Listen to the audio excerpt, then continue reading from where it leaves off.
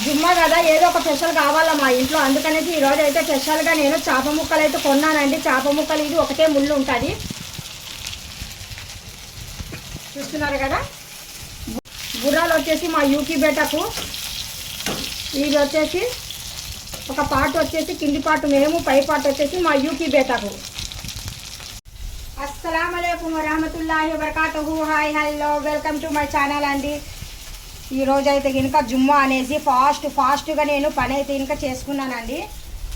నమాజ్ చేయడం చాలా ఇంపార్టెంట్, అందుకనేసి నమాజ్ అంటూ మనం చేసుకోవాలంటే ఇంకా మన పని మనం ముందుగా చేసుకుని నమాజ్ అయితే ఇంకా చేయాలి. మీరందరూ నమాజ్ చేయండి, దువా చేయండి.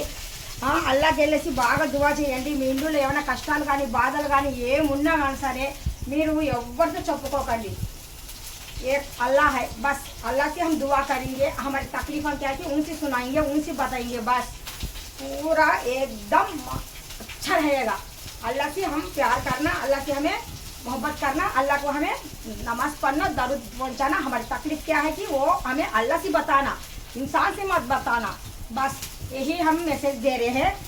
చూస్తున్నారు కదా, ఇదే నేను మెసేజ్ ఇచ్చానండి. అందరూ నమాజులు చేయండి, అందరూ ఇళ్ళల్లో బాగా బర్కత్ కావాలా, ఆరోగ్యంగా ఉండాలా. మనకు డబ్బు ప్రాబ్లం లేకుండా డబ్బు ఏదో ఒక రూపంలో వస్తుందండి. మనం నమాజ్ చేసి దువా చేస్తుంటే ఇంకా ఏదో ఒక రూపంలో అల్లా తాలా ఏదో ఒక రూపంలో మనకు 3 పూట్ల భోజనం అయితే ఇంకా పెడతారు, ఫస్ట్ అయితే ఉంచారు.